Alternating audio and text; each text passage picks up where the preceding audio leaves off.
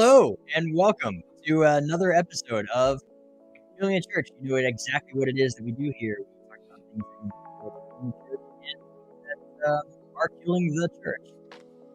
And today we've got one that's actually more like killing the Messianic synagogue, I guess. Actually, this is a fairly particular... Killing the HRM? Yeah, killing the HRM. Well, I guess. Actually, even...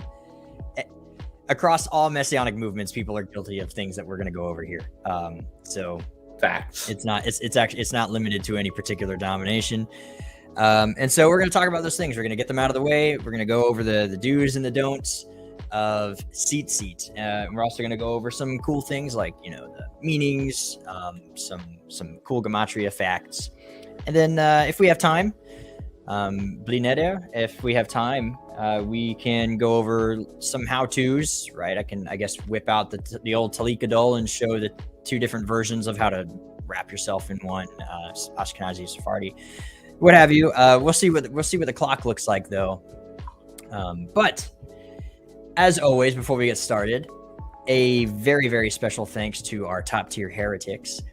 You guys make the dream happen, and a lot of this is thanks to you. So those names are as presented. Thank you to our Talmudim and our scholars. Those are our top two. Yeah, that was my opening. Welcome to the show. So who is with you in spirit tonight?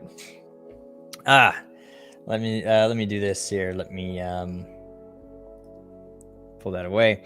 I have a Mr. Bicardi, a Dragonberry, and so it's not just this. I'm actually having a good old-fashioned rum and coke in my good old-fashioned hard drinks for hard theology. No, it looks so like the rum and coke. This blue looks so good. You have to call it by its real name. So okay. I can't because I don't have a lime here. Oh, no lime. Okay. And all right. Okay. Without a lime, it's not a Cuba Libre. As much as I would love to say I'm drinking a Liberate Cuba, I'm missing the lime portion. So valid.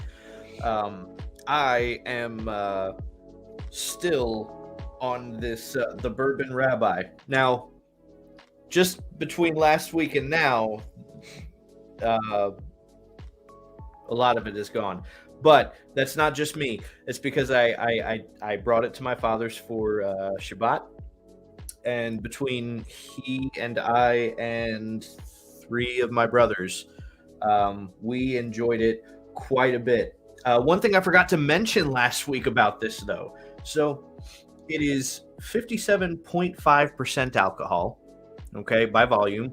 That makes it 115 proof. Now, you mentioned cool gematria facts earlier. Okay, so 115 proof. 115.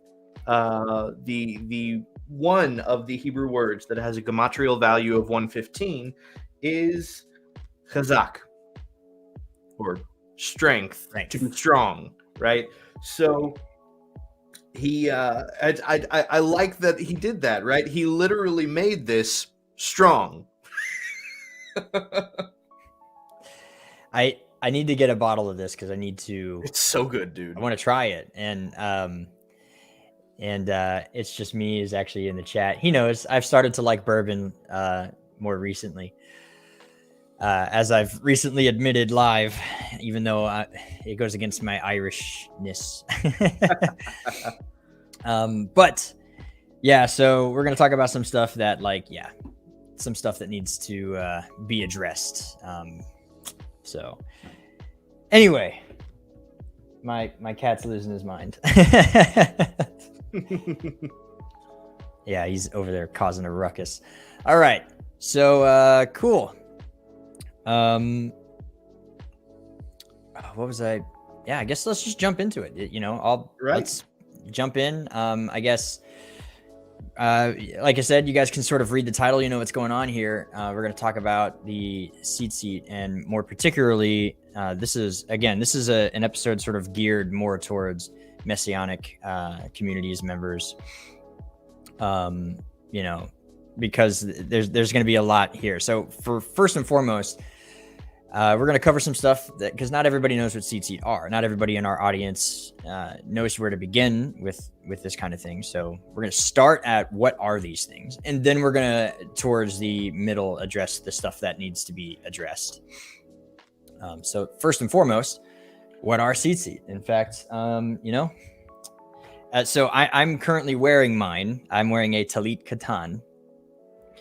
And I wish I should have prepared like a picture to pull up on screen. Actually, that would have been smart. I'm kind of dumb.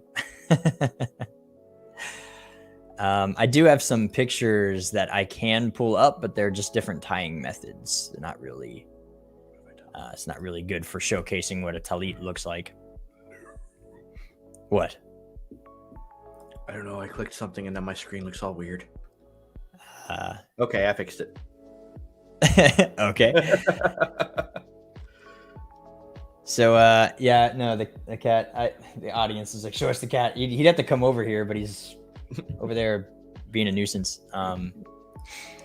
So not right now. If he gets close, I'll snatch him up. Right. So I do have a talit katan here. I'm gonna break out real quick. It's just sort of to kind of show the audience like what's going on. In fact, I may minimize you just a little bit so that we can give people a better view. What's the best way to do that? Oh, yep. So get rid of that. So this is my talit gadol right there. This is my talit katan. I usually wear this one on Sabbath, but it's like a four-cornered poncho-looking garment. I hope everyone can hear me okay with these tassels that hang from them. Mine do feature the techelet, but we're going to get into that later on, like what techelet is, what constitutes techelet. For now, don't worry about that. But it's literally a little poncho. It's a four-cornered, like actual big rectangle with a hole in the middle for your head. And this is the one that you would wear fairly daily. So this is what a talit is. This is a small talit, a talit katan. This is not a full-size talit. A full-size talit is, and I do have one here, but I don't think I'm going to break it out. Much bigger, though. Yep, I'm actually pulling up the passages in question right now on Safaria. There we are. And I think it's important to read them.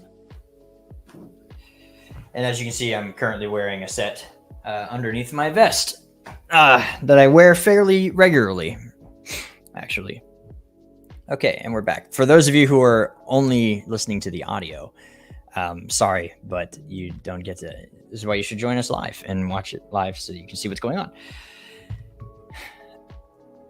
Okay, so the tzitzit. So, go ahead. We're going to start in Numbers chapter 15. We're going to read that. So, have you got it pulled up? You ready to read that? Yeah. All right, go ahead and read Numbers 15. Cite the exact verse for everybody. Yep, it is Numbers 15, starting in verse 37, which is Hashem said to Moshe as follows: Speak to the Israelite people and instruct them to make for themselves fringes on the corners of their garments throughout the ages. Let them attach a cord of blue to the fringe at each corner. That shall be your fringe. Look at it and recall the commandments of Hashem and observe them, so that you do not follow your own heart and eyes in your lustful urge.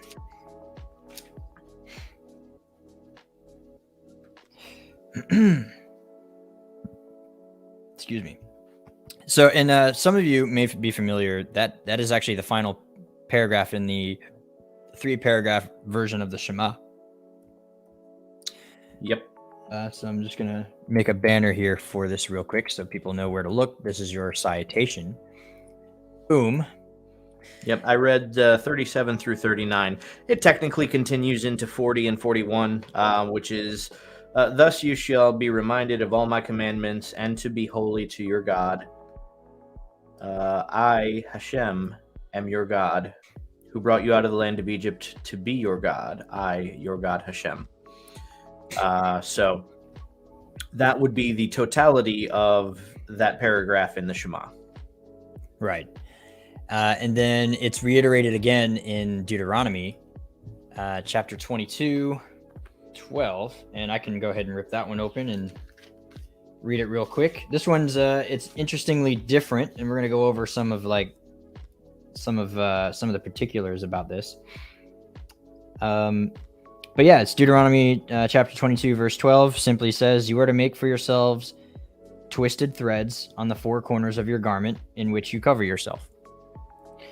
Gedilim, twisted threads, is what's being said there. It's a slightly different word than what was used in the Numbers passage, which is huliot,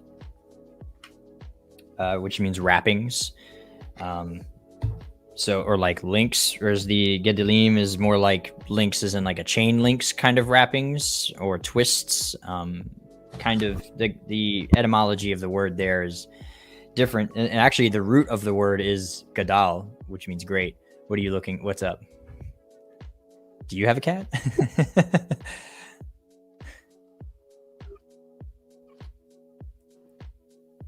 I have no audio.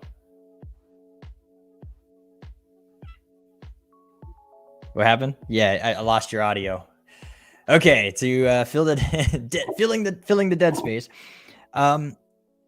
So the purpose of the tzitzit is to be a visual reminder of the commandments. So you'll see many Orthodox. Oh, I guess your microphone fell. Wow, straight up, it's gone. Wow, the big oof. Get yourself situated there, guy. Actually, I'll pull you off the screen. Give you a second to get situated. Yeah, let me do this. Boom, just me. Hi guys, what's up? So, we're experiencing some technical difficulties. I should have that screen ready to go. Just a beep. Anyway. Well, this next segment I actually have a lot to talk about anyway. So, this will be me here, my section. So, it's a visual reminder of God's commandments. In the techelet particularly, that's the word that's being translated in most English translations as blue. It's not the Hebrew word for blue. It is a very particular type of blue. But and we'll go over the techelet particularly. We've actually got a separate segment dedicated to the techelet when we get there. But the idea is that this is a visual reminder that you wear daily for keeping God's commandments, right? To essentially be there for you when you need the visual reminder. Think of this as sort of like a WWJD bracelet, but a piece of clothing that is sanctioned by the Bible. And it looks like my partner is ready to go. No, I still got no audio. Okay, well, at least his microphone's there. So some gematrial things of the tzitzit. The word tzitzit itself in Mishnaic Hebrew, because the actual Hebrew in the Torah is slightly different. It's one less vav, but in the Mishnah it's written as tzitzit, and it has the gematria value of 600. And so there, as some of you may know, there are 613 commandments in the Torah. So you have 600, and then your typical tzitzit knot. As I guess I can you've seen it. There are 5 individual square knots and 8 strings total, with 2 of those strings being the techelet blue. If the techelet is not available, then it's just 8 white strings, one of them being extra long for the wrappings. And so 5 knots plus you represent the 5 books of Torah. Then the 8 strings represent the number of infinity. 5 and 8 equal 13. So you have 613. So that the tzitzits themselves, gematria value, equal the number for the mitzvot, which is very cool in my opinion. So not only is it a visual reminder, but it actually physically it is made up of what would be a representation for even the words for the mitzvot. Now, when it gets to the wrappings and things, like how many different twirls, there are multiple different ways to tie tzitzit. There's really no right or wrong way to tie tzitzits. There's just different traditions. Are you back here with us yet? No. You're gonna make me do this all by my onesies, aren't you? So there's no right or wrong way. There's just different traditions. And I should actually go ahead and, you know what I am going to. I've got a picture that I'm going to pull up. Oh, you got to remember to turn off the double camera thing before you. Oh, he just is gone. That's why he didn't mean to do that. Okay. Once again, technical difficulties. We're here. We got it. We're gonna deal with it. We're gonna get by just fine. This is gonna be a great episode. Trust me. So I got a picture here. Let me just pull it up though. Of the there are various ways to tie tzitzit, and so let me pull up a window here just so you can see. Boom. So this is an example of the many different tying methods that you can have when it comes to tzitzit. And the ones that you see here are featuring the techelet, because that actually one that techelet helps differentiate different methods that have alternating colors, as you see, like the chinuch, the gra, ravad, amram, gaon, all have alternating huyot, types of wrappings, links. The Rambam, 13 and 7 are spaced in such a way that the white and the blue show through. These are just different tying methods. Typically, if you do see a Orthodox Jew wearing the techelet on his tzitzit, he will have it usually tied in the Rambam 13 way. That's the one that you see all the way to, if you're looking at the screen, to the left, or the Rambam 7. And most Ashkenazi tradition, you'll have it as all the way to the right, second from the end on the right. The 7, 8, 11, 13 method is the most common method that you're going to find among Ashkenazim. Or the gra, which actually I'm currently wearing the tradition of the gra, which is kind of in the middle. If you see, it's in the middle to the right a little bit. GRA, the gra, that's the Gaon of Vilna. Yeah, we've talked about him on the show before. He wrote the Kol HaTor. We talked about like why you shouldn't hate Talmud, and he's one of the reasons why we talked about you should not. And so the Gra has got some modern Ashkenazi tradition follows a lot of the Gra currently. So you will see the Gra being worn fairly common if you see techelet being worn in the first place. Can you hear me? Okay, there you are. Yeah, now there I can we hear are. you. What's up? I don't know what happened, but it just fell. It just gave up on you, dude. I said, nah. Well, yeah, no, I didn't have the arm as secure as it probably should be. I mean, you know, whatever. Hey, welcome back, though. It's good. I was sailing it by myself, which is fine. We actually covered quite a bit of information. Go ahead. No. I was listening. It was very well the way you went over that. Continue. All right. Thank you. So these are in every tying method. We don't have time to go over every single tying method here.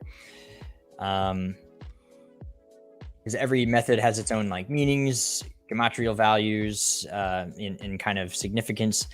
You can easily look these up. You can kind of look up different tzitzit tying methods. You can Google them, and a lot of them will have some sort of explanation as to why. Many of them don't. Things like the Gra, they just have a different way that they interpret the wording in the Mishnah, where Mishnah states that it has to be more than 7 hulot, but no more than 13. Alternating, or rather, in the first huyot and the last have to be the same color as the garment, which is typically white. And so like the Gra's version you see here, it alternates white, blue, white, blue, white, blue with links of 3, with the first and the last being white. And then you have your 5 knots for your 5 books of Torah. So it's just a different take.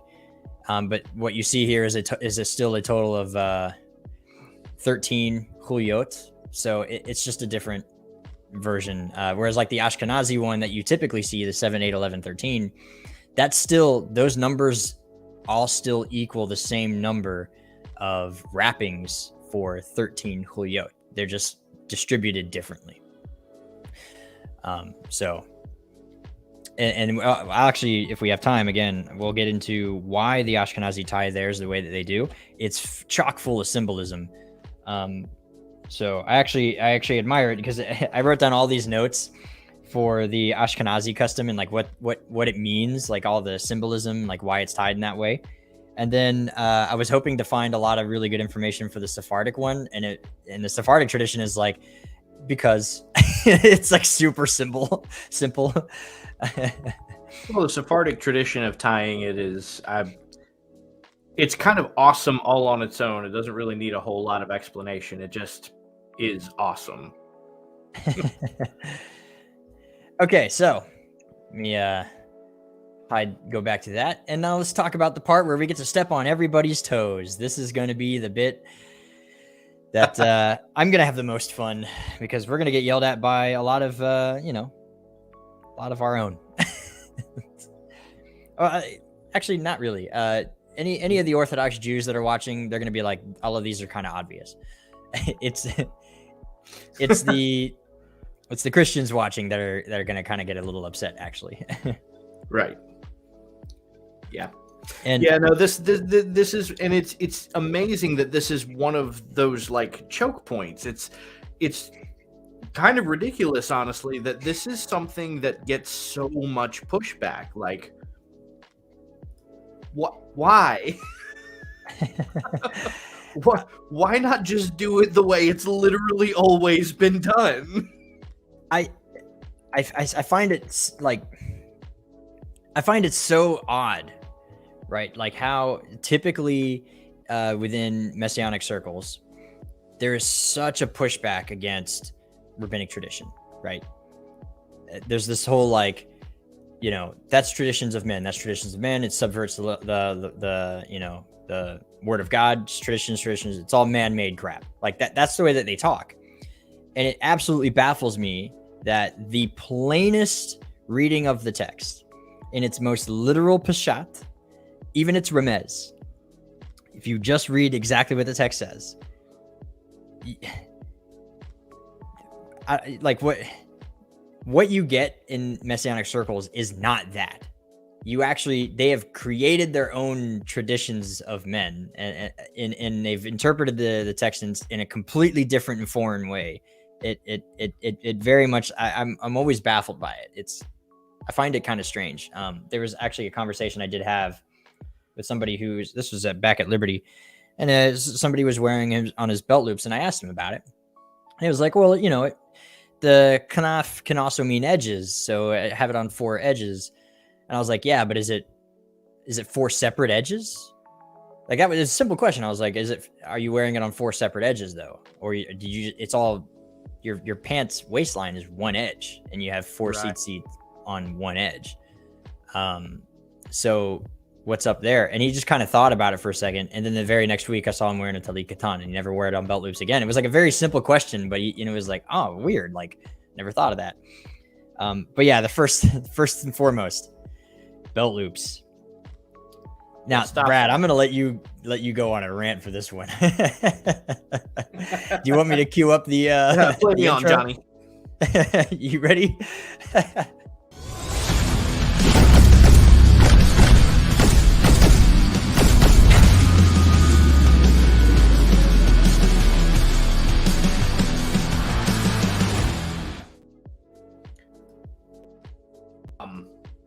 When it comes to belt loops, okay, first of all, like Seamus just mentioned, there are some who may argue that it doesn't mean corner, it just means border or edge.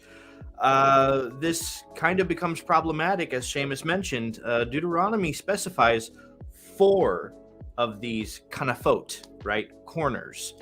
So it's very hard to get 4 even edges from belt loops. It's just not something that's there.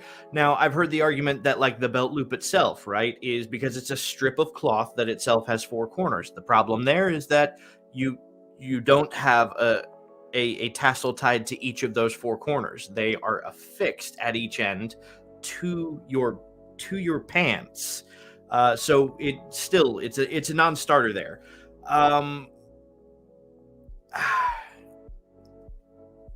A lot of people try and, like I said, appeal to the vagueness of kanaf, right? Because it also means wing. Here's the problem: when you look at a bird and its wings are fully spread out, what you have are corners, right? They make corners, right? The points at each end of a bird wing is a corner.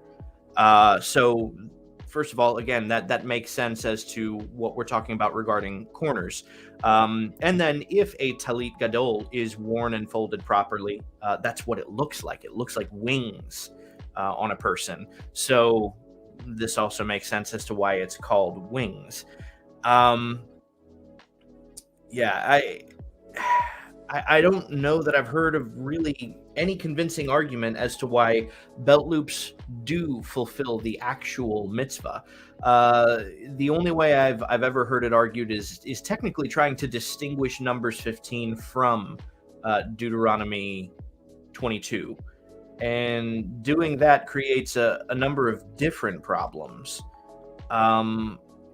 because of the differences between the two. We would effectively be talking about two different garments here, which are both still commanded. So even if you're appealing to Numbers 15, right, because it doesn't mention the number 4, which makes it easier, I guess, to plead the case of edges. The problem is you're still not completing Deuteronomy 22, right? You're still not doing that commandment. So again, weak argument, rant over. Okay. Oh, none of that. Yep, nope, don't like that.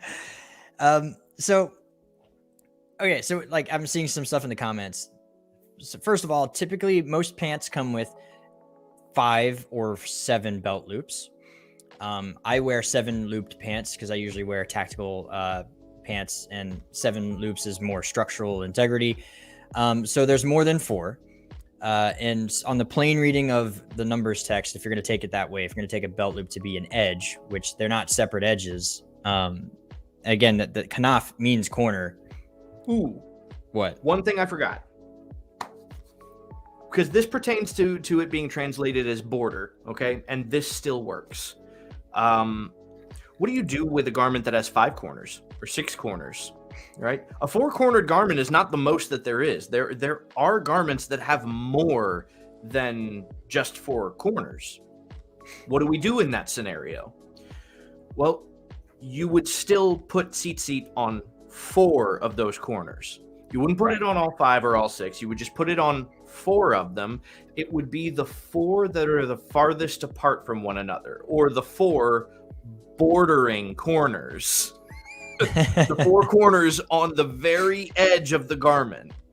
The reason is like even the word kanaf by itself actually is often, translated as quarter, like a quarter of. You split a document or a garment into 4 quarters, and that's the most liberal translation for kanaf.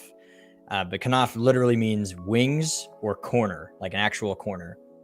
And so, yeah, I'm seeing. There's a halakhic ruling because what constitutes a corner, and because of the way that the word kanaf is etymologically speaking, and it also represents a full quarter of a particular garment. Those little slits that you find on collared shirts do not constitute as corners. Those like on any given polo, there's like a tiny little cut, right, where it hems in.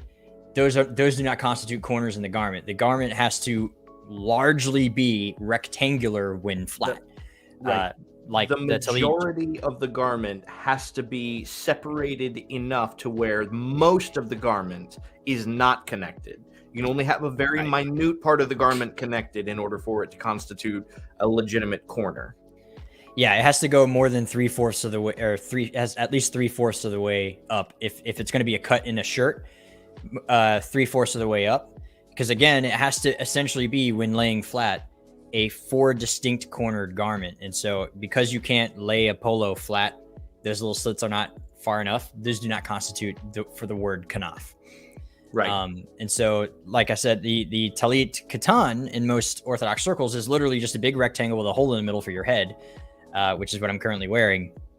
And then you get your four corners that way, because it's very easy. The talit gadol, same thing, just without the hole in the middle. They do make shirts that are like a t-shirt, that have the cuts that go all the way up to the armpits. And so they are halachically kosher, basically. Yeah, you saw that comment. Go ahead. No, not necessarily the comment, but there is a distinction. There is a bit of a distinction here. So there is what there are the criteria necessary for it to be qualified as a four-cornered garment, and then there are the criteria of what constitutes a corner. All right. Right. So the criteria for it to be considered a four-cornered garment is that the majority of the garment cannot be connected, right? The minority of it has to be connected. Like you said, I think three quarters of it has to be disconnected. It can only be connected at a quarter point of the garment.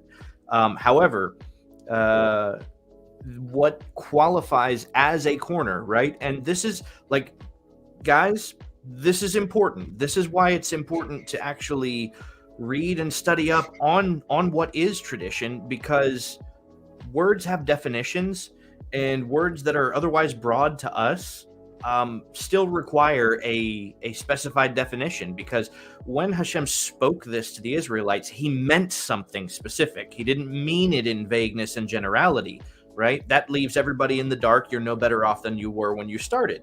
So with a four-cornered garment, how far into the garment constitutes a corner, right? And how far is too far before it's not considered a corner? Now it's just the body of the garment itself, right? So if I use like a sheet of paper, okay, how far from this point here into the sheet of paper is it no longer considered the corner of the paper, and it's just considered the body of the paper at that point?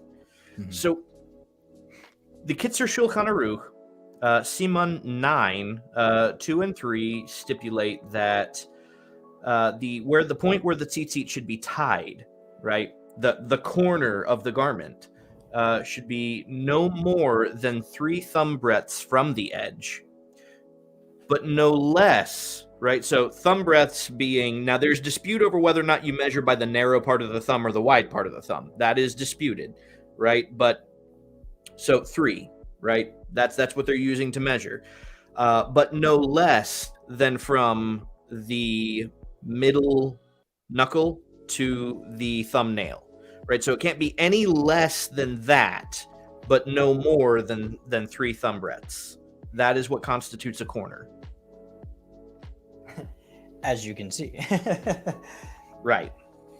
No, like this Talit Katan is, and I actually have a Tzitzit t-shirt that is halachically permissible, and very, it's one I wear it more often than not, but it's currently being washed. But yeah, these are more common because there's no question. This is a legitimate 4-cornered. This is basically just a poncho. It has 4 legitimate corners. There's a piece of lining at each corner where you can see the width, right? You can see where it starts and ends. So you know exactly where the corners are. They're very clearly labeled, basically. And everything about this particular garment is certified. And as you said before, when God spoke, he was speaking in a way that the children of Israel would understand. Right. And so this is actually, and it might be worth breaking out the Talit Gadol, actually, because, you know, that they may have had something like this, like a Talit Katan. It might have been longer, probably went all the way down to about their knees, maybe slightly shorter than that version of a garment like this.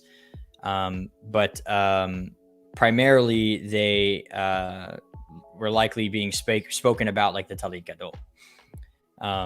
Oh, and actually, you know, I might as well, because my Talit Gadol doesn't have techelet on it, and so I can actually also show, I guess that.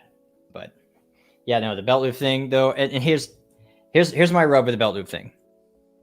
One, it's unique to the Christian sects. Nobody else does it that way. and it's embarrassing. It's like you don't know what you're doing. It looks like you don't know what you're doing. I'm not sure how else to put it. I'm trying to be very nice, but it is not. I'm trying to compare it to like something else, like a child trying to do something, like a child playing soldier, right? It's kind of like, ah. Right. So this this comment I just got to address real quick. No, Orthodox Jews did not add to or take away.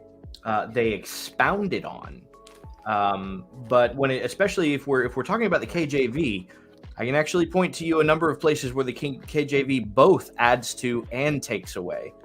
This is one of those areas where it's really helpful to know how to read Hebrew, because then you can comprehend the different and what the actual Hebrew text says. When it comes to Orthodoxy and their practice, though, this is partially why we do what we do here, is because this is a common accusation. They add to and take away. But most of the time, no example can actually be brought up. Usually, any example that is submitted is typically one where, as I said, it is expounded on, which is what we're doing here, right? We are explaining and expounding on how the commandment is to be interpreted. Right, and this is like, I love that particular charge, right? Where they're like, well, they added to, and we talked about it a little bit at the beginning of the show. Listen, let me get back in my area. Listen, if you think for a second that some Jew out there hasn't already presented that charge to a rabbi at a Beit Din or whatever, at a yeshiva, what have you, like you're the first person to think of that, right? Like, oh, you guys just added to it and you guys are doing it wrong. And to assert that the Jewish people have not already thought of that particular assertion, and that they haven't already wrestled with this and talked it over and really put it to the test. And trust me when I say Jewish people put everything to the test. They're incredibly curious people, and they do not accept I don't know for an answer. They very much will move heaven and earth to get answers. It's very commendable, and actually rather impressive. But it also illustrates how much how little Christians know about Jewish culture. Like, yes, it's like you've never met one, so you don't understand how disagreeable they can be. That part of their form of worship is to argue with each other over the scripture, right? To sit down and do a daf yomi every day, and they don't just read the daf yomi and go, well, the rabbi said it, so it's as though it came from the mouth of God. That's never the case. They almost always are sitting in the daf yomi with the rabbi, fighting against the logic of the sages. They're engaged in the conversation of the Talmud as though they were in the Talmud themselves, engaging with these other rabbis. They're arguing, they're pushing everything. It's the assertion is a very bold one. You need to be, it's that kind of assertion needs to be taken very carefully. You can't just start going around saying that. It's basically super insulting. It's like somebody who has a doctor's degree, a medical MD. And you basically say, hey, don't you know that you hurt people when you give them a shot? And it's like, yeah, you think we've never thought of that? Like, you don't think we're constantly coming up with different ways to administer medicine that doesn't hurt people? You think like this is the first time, like you're the first person to think, oh wow, shots hurt, maybe we shouldn't do those. Like, the ridiculousness of the charge makes itself manifest to how little you know about medicine. So yeah. Anyway, this is a good one. Oh, so actually, there's kind of like the fringes don't have to be white. There's different opinions on that. The color of the fringe needs to match the color of the garment it's on. and that the only required color is the techelet. So actually there's and then there's some opinions where all of the fringes are techelet. Actually, the Ebionite Jews wear only techelet. They don't wear any other colors, just the techelet strings. So there's different ways. It's kind of like not exactly orthodox. Like you might get looked at weird if you have purple tzitzit on, or pink or yellow or different colors, just because it would be a little out of place and a little weird. But halakhically, technically, I think it's fine. I think the Shulchan Aruch is okay with that. Now, techelet, where is it derived from? That's a good question. Right? Because so that's another thing, right? And this is another area where the dissenters, right? If we use their logic, it's well, it just says blue. It doesn't say what shade of blue. It just says blue. Well, okay, so techelet actually is a pretty specific shade of blue. Seamus, tell us where techelet is derived from, or at least the two primary forms today. Okay, so the art of creating techelet was lost at around somewhere around 500, 600, maybe even later, closer to like maybe 700. 600, maybe closer to late 600. The exact day of when the techelet is lost is kind of unknown. Likely during a period because the Romans wanted to have full control over blue-colored dyes. And by blue, we measure blue differently. We actually have a different name for the color purple and violet and blue. The ancient people actually considered all of that to be within blue, just like we have like different shades of red and we call it all red. They would have called all of those shades to be blue. So that's why you might see some comparisons to the color and it looks more like a purpley violet. Right. But that's because they didn't have a separate word for it. That's all. So it was kind of seized. The means of production was seized for a time. And so part of that tradition on how it was being made was lost, but they recorded where it came from. We just don't know what these words mean anymore. So that the word in the Talmud is called a chilazon. It's a type of snail, it says.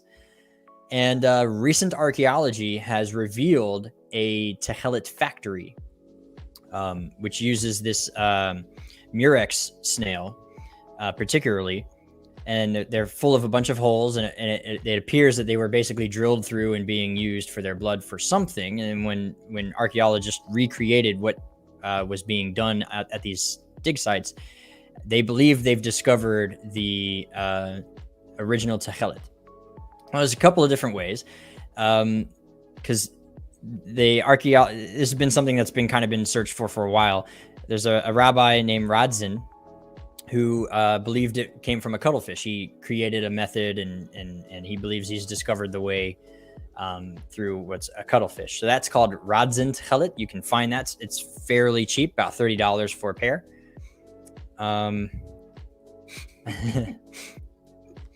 Bobby K, we love you. And then, but the murex snail, which is more than likely, now it's not 100% settled, but by all accounts, it really jives with all of the evidence archaeologically. There's a very, very high likelihood that this is exactly how they were doing it. What it kind of comes down to is the exact how-to, like the literal, how long did they let it dry for kind of stuff. Stuff that we can't just know. But we're fairly certain that it's this, it's called Patil techelet, P-T-I-L, Patil techelet. There's a whole society that they produce, and they're an official, like you have to be officially licensed to sell some of their things. And that is a much more legitimate, probably the original techelet. And the reason this techelet thing is important is because techelet is not the Hebrew word for blue. It's a very particular kind of blue. It is this snail blue. The Hebrew word for blue is kahol, right? So it's not even close. Kahol means blue. Techelet is a completely different thing. And so, Brad, raise your hand if you can see our comments. He can. We're monitoring. We're here. And so you can't just, this is another thing we see in Messianic circles too. They'll take yarn and they'll just take like regular blue yarn and wind it into a tzitzit, thinking that that's good to go. Not realizing that it's not just any blue. You can't just take a blue anything. That's not a fulfillment of that commandment. It has to be techelet, which is a very special, very particular type of blue. And we know it's special because the priestly garments are made up with a lot of this stuff, with this techelet. And this is the one garment that is sort of this uniform, right? I actually got this really sweet quote I want to read. Where did it go? No. Did I lose it? I did not. Okay. The tzitzit are the epitome of the democratic thrust within Judaism, which equalizes not by leveling, but by elevating. All of Israel is enjoined to become a nation of priests. Tzitzit is not restricted to Israel's leaders. Be they kings, rabbis, or scholars, it's the uniform of Israel. Which I actually really like that. It's pretty cool. And so it's the one garment that's a priestly garment that everyone's allowed to wear, because the idea is that it's a nation of priests. So the techelet is reminiscent of the expensive dye that would be found on the priestly garments themselves. So I would say actually, so, and this is going to be pretty strong here, but I don't generally subscribe to the notion of cultural appropriation. Doesn't exist. But I would certainly say that if a case could be built for it, not wearing tzitzit appropriately is most certainly cultural appropriation. Yeah, my problem with the belt loops is, and then we'll move on from this. If you're wearing them on your belt loops, it's like you don't want to put it on the four-cornered garment, but you still want it to be seen. At which point, who are you wearing them for? Yourself or for everybody else to see them? Now, in Sephardic tradition, they actually tuck their tzitzits in because they believe that it's for them. It's just how you emphasize the word, right? So when you read the commandment, the Sephardic interpretation is, and I'm actually going to read it so that you can hear, right? This is the difference in vocalizations. So the Sephardi tradition is to read it like this. Okay, verse 39. And it will be your own tzitzit. So whenever you look at them, you'll remember all the mitzvot of Hashem. The Ashkenazi read it this way. They will be your own tzitzit, so that when you look at them, and so it's a different in how you vocalize it. And essentially, the Sephardim are like, well, it's for you.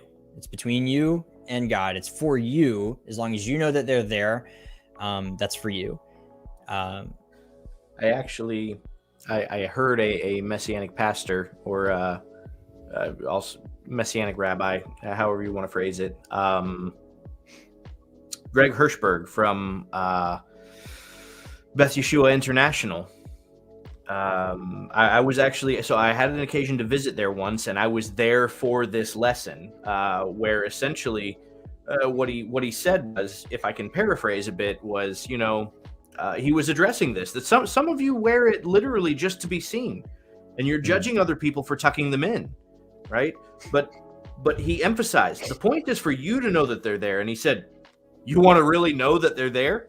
Tuck them in. Oh yeah, they'll bother you. You'll know. Yeah, you'll know. I have to tuck mine in at work. Forget about them when they're dangling outside of your pants and there's fabric separating you from them. But when they're brushing up against you, you know they're there. Yeah. So that and again, as long as you're aware of them, that's kind of the point. It's just a difference in tradition between Ashkenazi and Sephardic, the way that they interpret that verse. And the Ashkenazi take it more literal. You have to see them, and the Sephardim are like, well, it's not about being seen. It's about being known. And that's really the difference. But also Sephardim likely started doing that because if they were visible, they would be targeted. And so it was also a matter of pikuach nefesh, right? So that they would not be specifically targeted for being Jewish. They tucked them in order to save themselves from being robbed or killed or whatever. So other tzitzit don'ts, and then we'll move on. If you're going to wear tzitzit, okay, and this is again talking to specifically Messianics, Christians. If you're going to wear tzitzit, wear a head covering. All right, you're wearing a Jewish garment, so you don't get to dictate how you can wear that. All right, there is a level of respect that you have to have, and if you are seen wearing tzitzit in the open without a head covering on, it's going to be seen as very disrespectful, because they're going to assume that you have some sort of Jewish heritage or Jewish lineage. And so, like, we wear a flat cap. We're not saying you have to go out wearing a kippah looking Jewish, but if you're going to have your tzitzit out and in the open and you walk around bareheaded on your head, yeah, anything. But if you're going to walk around with them open and nothing and bareheaded, it is going to be seen as disrespectful. Because the whole idea of the tzitzit is to be a reminder of the commandments, and the whole idea of the head covering is to be a reminder that God's presence is over you. So to have one without the other is sort of like, what are you doing? And if you ever want to be taken seriously by a Jew, if you ever find yourself in conversation with Jewish men, and you are wearing your tzitzit openly with a bare head, you have immediately lost your voice to them. You're going to look dumb, and they're not going to listen to you. And some of you are all about preaching the gospel, okay, great. If you're going to wear tzitzit and you have nothing on your head, you have lost your voice. Yep. Okay, so there's a point at which you have to meet your audience where they are. And if they see you as being disrespectful, then you've lost that person. You might as well not worry about it. This goes hand in hand with eating at an unkosher restaurant. If you're going to have your tzitzits out and in the open, don't be going to an unkosher restaurant, because you now are, again, wearing a Jewish garment. You are representing, whether you like it or not, whether you're Jewish or not, you are representing Judaism. And so for you to go into an unkosher restaurant is not looking bad on you. You're actually making the Jewish community as a whole look bad. There's a sort of collective mindset here within Judaism, and you need to be sensitive to that when going into the world with tzitzit. So first and foremost, if you don't have a four-corner garment on, you are not obligated to wear tzitzit. But if you are going to wear a four-corner garment and have tzitzit on them, be very mindful of where you go and how you walk, how you talk, the way you present yourself. You are no longer representing yourself when you wear a garment like that. You are now representing Yeshua if you're a Christian. And if you never get a chance to say his name, people are going to see you, and you are representing the Jewish people as a whole, right? So it's like going out in a military uniform. That's why I said that quote earlier. If I go in, I'm a Marine, right? So if I dress up in my dress blues and I go into a bar and show my butt, right? Like, that's kind of slang speech for acting a maggot, being incredibly disrespectful, being a total idiot, and just, people are going to think, yeah, sure, that guy's kind of a jerk. But first and foremost, people are going to say all Marines are jerks, right? Like, it comes with if you're going to go in wearing a uniform, you need to carry yourself like you're wearing a uniform. The tzitzit are a uniform of God, and it directly ties you to the Jewish people. And so if you're not willing to meet the Jewish people halfway, then don't wear them openly. That's the real stepping on toes bit here.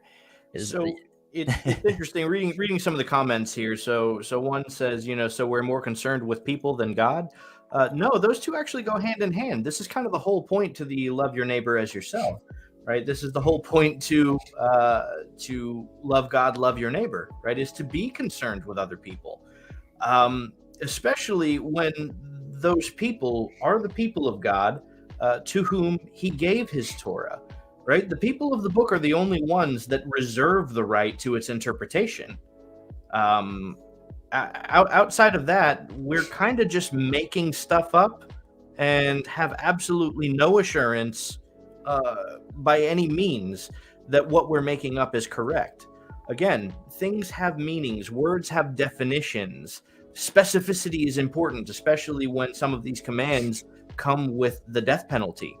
Specificity is very important, right?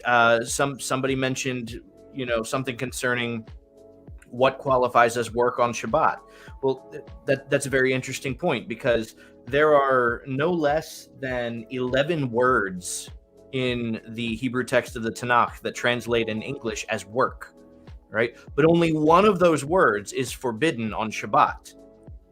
So there's different words, which means that they must be different things.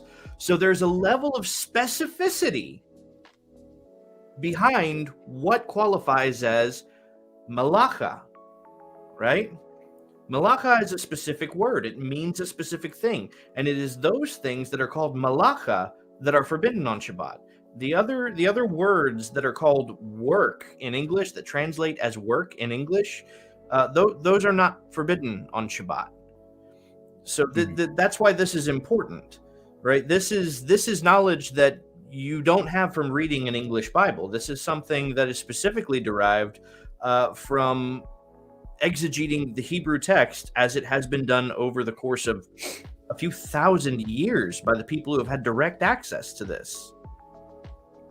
So there's a couple of things I'm going to pull up in the comments. So are we more concerned with people than with God? Be it at what is the wording? If at all possible on your part, be at peace with all men. Okay. If you knew that wearing a Speedo at a high dining restaurant is going to be seen as offensive, are you going to wear a Speedo to a high dining restaurant? The answer is no. Okay. Now, you might not see wearing tzitzit in the open with a bare head at an unkosher restaurant as a problem for you. Okay. That doesn't mean you're not wrong. That just means you don't see the problem. And again, unless your righteousness exceeds that of the Pharisees, Matthew 23, they sit on the seat of Moses, do as they tell you to, and observe that. Just don't do the things that they do, tying up heavy loads on people they themselves aren't willing to carry. Do as you are told. Be more righteous than they. They are big brother. We're supposed to model after them. Even if we disagree with it, we're still encouraged by the master to do exactly as they ask us to do. Here is something that needs to be noted, okay? Needs to be recognized and understood. Because part of the reason for insisting on the belt loops or any of the other various methods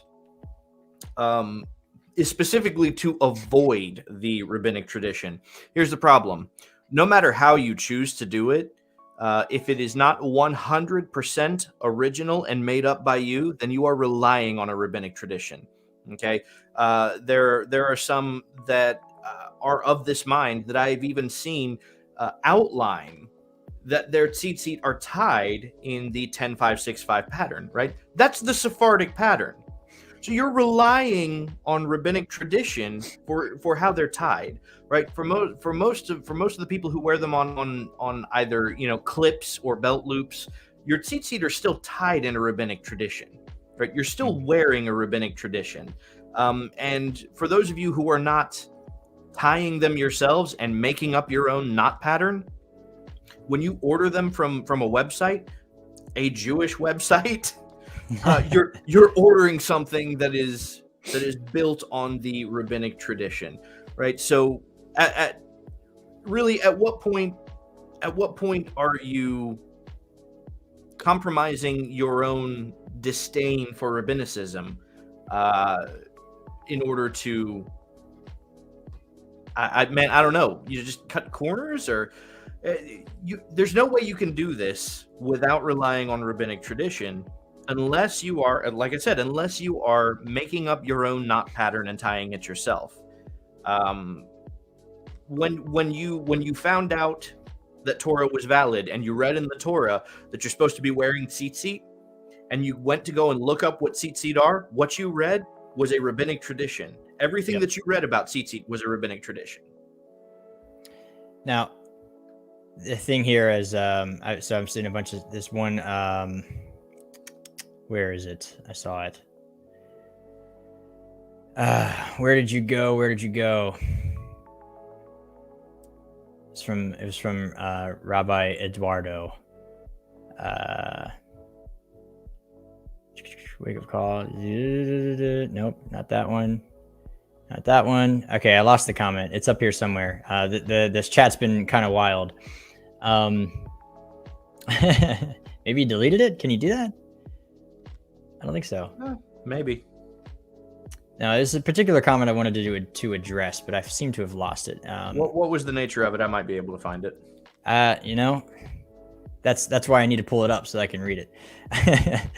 But it was something about the disdain for rabbis. You cared what Jews thought. That's not the one, though. Is it the if you all cared about what Jews thought, here's a wake-up call for you. Jews are offended because this is their view that you are both playing dress up. No, that wasn't the one, but it's interesting because we actually have a fair amount of like Orthodox Jewish supporters, so yeah. So, but okay. So anyway, essentially, that Yeshua being Mashiach is offensive to traditional Judaism. Is that the no? one? It wasn't that. I can't find it anymore. It was a while ago, but I'll bring it up anyway. So that mostly because I want to pull this. I mostly want to pull up his name. So you seem to be taking a very strong stance against rabbinic Judaism, but you have rabbi in your username. I was going to comment on the irony of that myself, but I was like, yeah. Rabbi is a very particular title given to rabbinic Jews, and there's some I can hear it in it's I see it in the comments now. Rabbinic Judaism is not Pharisaic Judaism. Yes, it is. It is a direct descendant of Pharisaic. Here's the thing that people don't tell you: Pharisees usually didn't call themselves Pharisees. They usually called themselves rabbis. Only other people who weren't Pharisees called them Pharisees. That was a very common thing to do. But Pharisaic Judaism, after the destruction of the temple, just becomes rabbinic Judaism. That's the Judaism that survives today is Pharisaic Judaism, basically as it existed back in Yeshua's day, with some tweaks here and there because the Sanhedrin was still around. So there's a few things that are there, but yeah, it's actually not.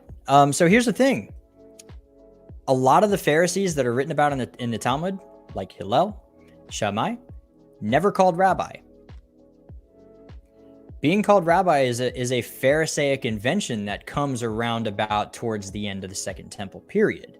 It does not predate Judaism or rabbinic Judaism. It's during the transitionary period from being Pharisees to being the rabbinate that rabbi starts to be used as a position of an authoritative title for like pastor per se.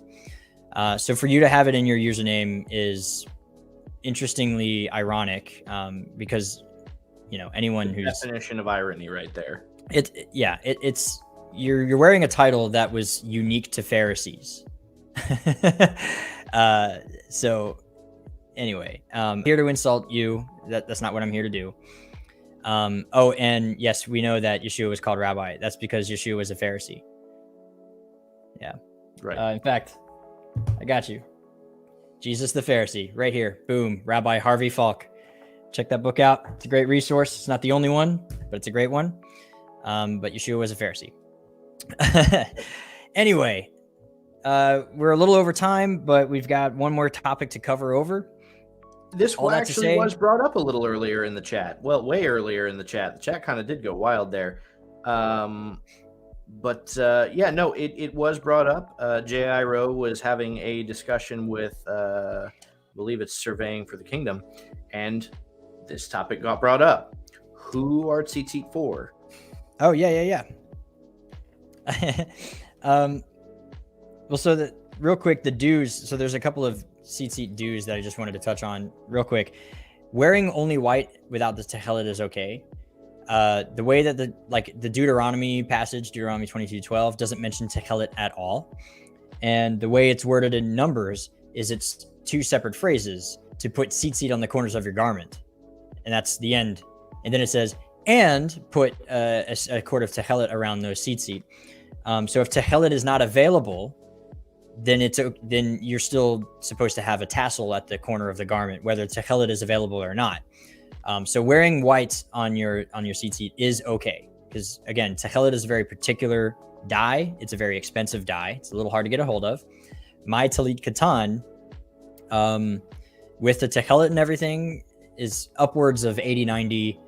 $80, $90. They're very, very expensive. So if that's prohibitively expensive for a lot of people. So if you can only afford the white tzitzit, which are $17 for the whole thing, then do that, right? Don't break the bank if you don't have the means to do that. But white is okay. And if you are going to wear techelet, just be ready to give an answer for it, because you're going to be approached if you see an Orthodox Jew in real life ask you about why you're wearing techelet. You need to be ready to give a educated answer on why you think the techelet has been rediscovered, and why you choose to wear it based on the discovery evidence as presented, and so be ready to give an answer for it. Especially if you're going to run into Orthodox. All right, now for the topic at hand: can women wear tzitzit? Depends. Depends on the kind of garment being worn. So the rabbinic position would be that provided that it is not a talit gadol, then this is fine. Now, it's not obligatory. In other words, women can wear four-cornered garments that do not have tzitzit.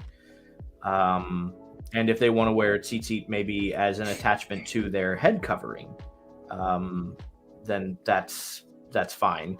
And I think actually you have the citation for that, I believe, from Rashi and who else? Well, all right, so I got a list of, wearing tzitzit on a four-cornered garment, like a talit katan. So a talit gadol, that's a man's garment. That's out of the question. Women do not wrap talit gadol. That's considered cross-dressing. But a talit katan, or tzitzit in general on a four-cornered garment, is considered fine. And the list, there's a bunch of rabbis actually. Isaac Ibn Giyat, Rashi, Rabbeinu Tam, Baal Hamar, Raviyad, Ra'ah, and Rambam. All the Shulchan Aruch even actually says that women can wear like a talit katan. It is encouraged that they leave them tucked in, because it is up for debate as to whether or not a tzitzit can be worn by women at all. But there are a lot of opinions that believe that they can if they want to. They are not bound by that commandment. It's not a commandment that's addressed to them, so that it's an optional commandment for them. But if they do want to wear it, because it's kind of in the air and there's not a full agreement across the board as to whether or not they can or can't, they're encouraged to tuck them in if they do wear them. Because one, they're not bound anyway. So even if you take the Ashkenazi literal rendering that they have to be seen, well, they're not bound by the commandment. So they don't have to see them if they are wearing them.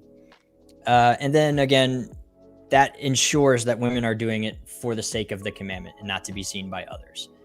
And so in order to, like, if the reason you're wearing tzitzit is because feminism, then it's going to be discouraged. But if the reason you wear tzitzit is because you want to do as many mitzvot as possible, then wear them. And certain communities are different. Some communities might be okay with women wearing them openly, in which case it's fine. But many communities would likely not be, and they would ask that you would tuck them in, just so it avoids the conflict of a needless debate as to whether or not women can or can't wear tzitzit particularly. But many of the Rishonim have ruled that it's okay for a woman to wear a talit katan or something, or a feminine garment that has four corners and put tzitzit on it.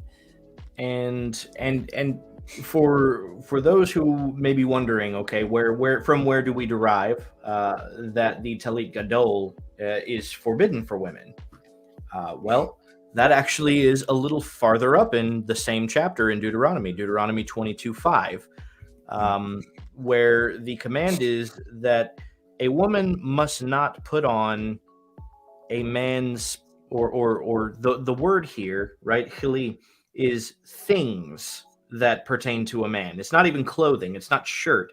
It's things or stuff, or elsewhere it's referred to as vessels, sometimes even as jewels, but generally just like stuff and things, right? That which pertains to a man. And then conversely, it says that a man is not to wear a woman's gever, right? A woman's clothing. So we know from Targum Jonathan in particular right? Yeah. This is a first century document, and the purpose to the Targums is that they enlighten us on how the Torah was interpreted way back in history. So the Targum Jonathan tells us exactly how this would have been interpreted by Judaism at large in the first century. And it translates as, matter of fact, I think I have an exact quote here. Neither fringed robes nor tefillin, which are the ornaments of a man, shall be upon a woman. Neither shall a man shave himself so as to appear like a woman. For everyone who doeth so is an abomination before the Lord thy God. So the Jews of the first century, from what we can gather, interpreted this verse in Deuteronomy 22:5, to be a direct prohibition against women wearing a talit gadol. The big one. and against wrapping tefillin, right? That's something that's specific to a man. Now, there are other places where, right, this word, the things that pertain to a man, are somewhat associated with warriors.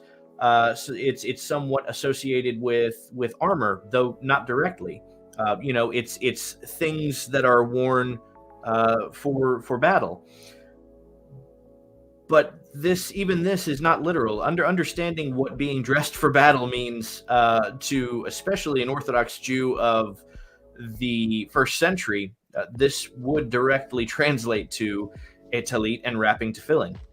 The act of wrapping tefillin is doing spiritual warfare. You're actively engaged in spiritual warfare. That is you dressing for battle, right? The real war, which Paul says is not carnal, right? It's not flesh and blood.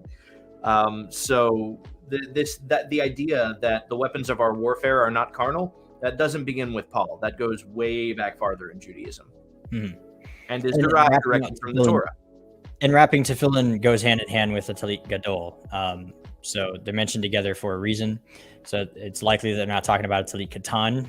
Probably didn't exist in that form yet anyway. But usually when you wrap tefillin, you have your talit on already. So to put those two together indicates that the big talit gadol, and modern Judaism has reflected this. Rabbinic, modern Pharisaic Judaism. Just going to keep saying it now because even though they're called Rabbinic Judaism today, it's Phariseeism.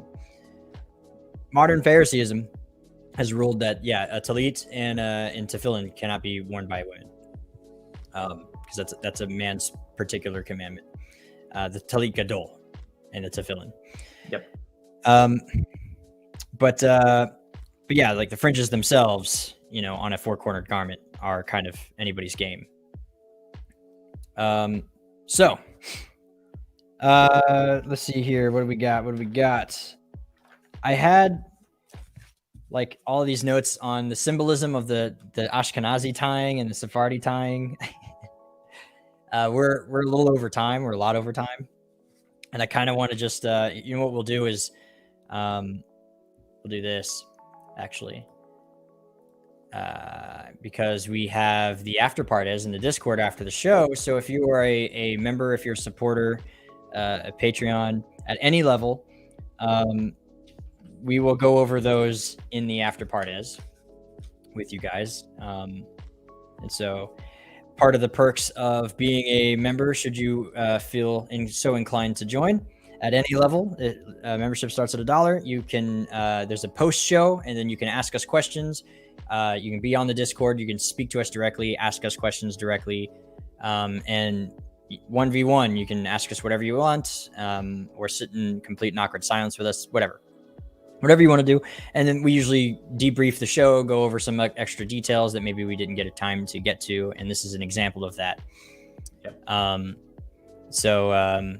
guess that really quickly though, there's the last question from Rabbi Dodar. He's been very active in the chat lately, which I appreciate. I'm not here to like step on you particularly. I'm not like trying to attack you. I'm sure it came off that way. I have nothing against you. I don't even know who you are, and whatever. But you're fairly active, and your questions are something that we address all the time. So you just happen to ask the questions that usually we end up addressing. Do you both hold that all believers need to observe Orthodox halacha? We encourage it, but again, salvation is not a works-based thing, and not even all Orthodox Jews hold to every Orthodox halacha. There's kind of a spectrum, but we encourage the same way that Yeshua encouraged his disciples to be more righteous than the Pharisees, i.e., to be more observant than they are. And so we encourage it, but by no means are we going to require it. You can ask anyone on our Discord. We've got all sorts of walks of faith in the Discord at different levels of halakhic observance, Orthodox or otherwise. And we don't care. We don't judge them. Everyone's at a different position in their life. I was at a point where I was nowhere. I hated the rabbinate at some point. Right. But 13 years of study later, here I am. And I think it's worth saying, because a lot in the chat, I probably don't realize this, but we come from a position where we used to support the wearing of tzitzit on belt loops, right? Those are shoes that we have been in. We come from a position of being anti-rabbinic tradition, right? Anti-oral Torah. This is a position that we come out of. So we can sympathize with the concerns that many of you have, but we encourage others to actually look into it and give it a genuine look into. Actually, try and learn from it, because that's what we did, and we found ourselves very mistaken in what we thought it was and what we thought it compiled of. Yeah. So it's been a long walk for us. And there are certain areas in which people get stuck, we've noticed. And so we're trying to help push them where they stop plateauing at a certain particular area, which we believe to be a large mistake. Largely things that are sort of like diet anti-Semitism, as in like they don't realize that they're sort of acting or doing things in a way that are rooted originally in an anti-Semitic mindset. They kind of don't realize like that's something, and once you are made aware, you're like, oh yeah, that does seem kind of like really hateful to them. Why would I do that? Yeah. Okay, so yeah, I get everything is in the links description below. There's all the links. We got our website, the Discord if you want to join.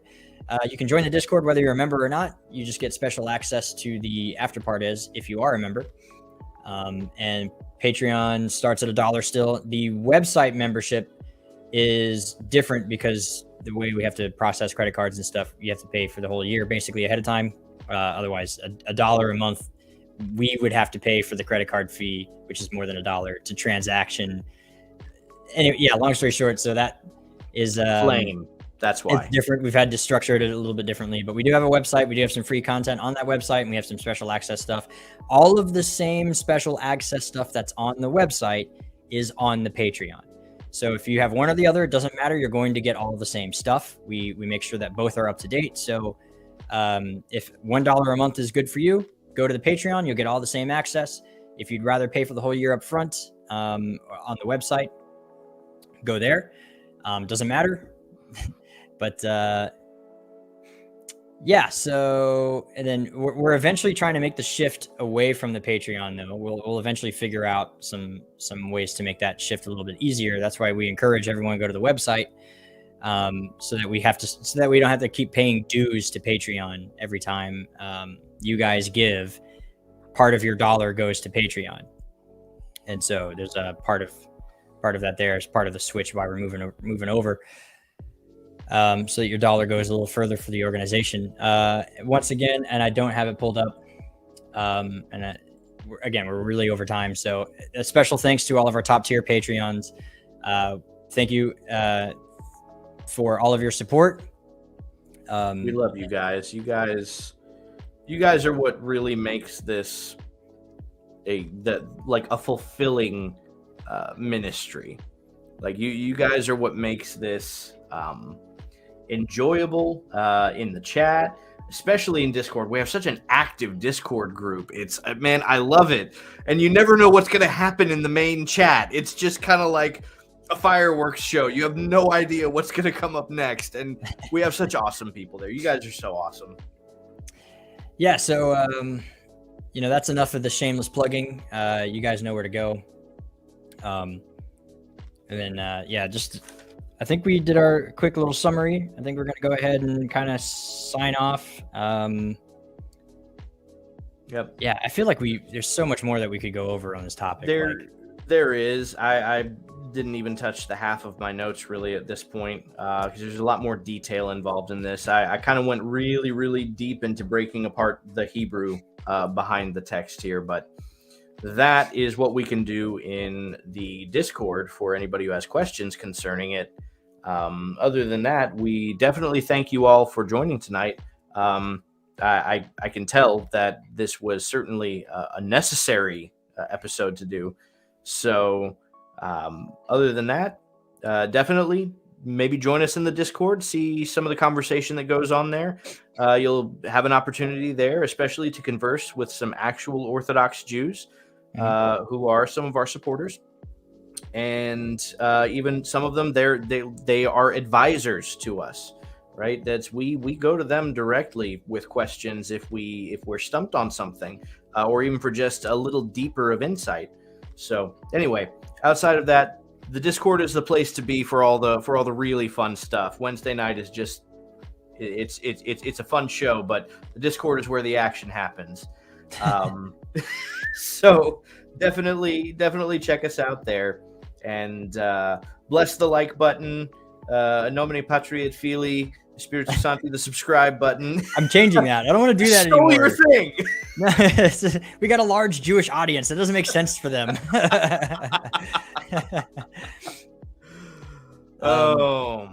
Yeah, but thanks for all your guys' support, and whether or not you choose to Patreon, liking the video is a great way to support for free. So thank you for that. Okay, so we're gonna go chill out in the after parties, and have some conversation.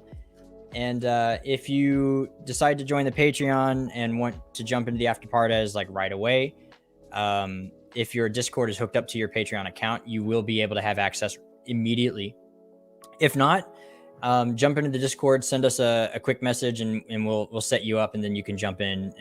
That way you can ask us questions or anything if there's something you want to address for tonight. But that being said, we're going to go ahead and sign off the live on YouTube, and we're going to jump into the members only section. So everybody, thanks again for joining us. And that's it. That's all I got. That's here since I stole your thing. What? I've given you an opportunity here since I stole your thing.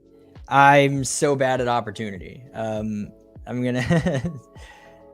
Okay, so all right, folks. Listen up, gang. My wife's a doctor. Actually, my wife's an officer. But that's it. Thanks for sticking around. For our audio only listeners, hope you enjoyed the episode. Hope we definitely stepped on some toes. That was evident in the chat. But stand by for a part 2 because we definitely have more information to cover. So once again, but thank you for your patience for joining us. And for the members only, we will see you in the after parties. And on that note, l'chaim. L'chaim. That's the wrong one.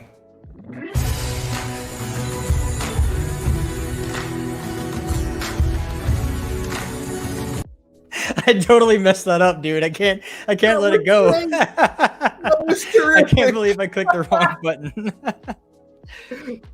Right, we're ending for real this time. Now it's over. Okay. Roll the credits.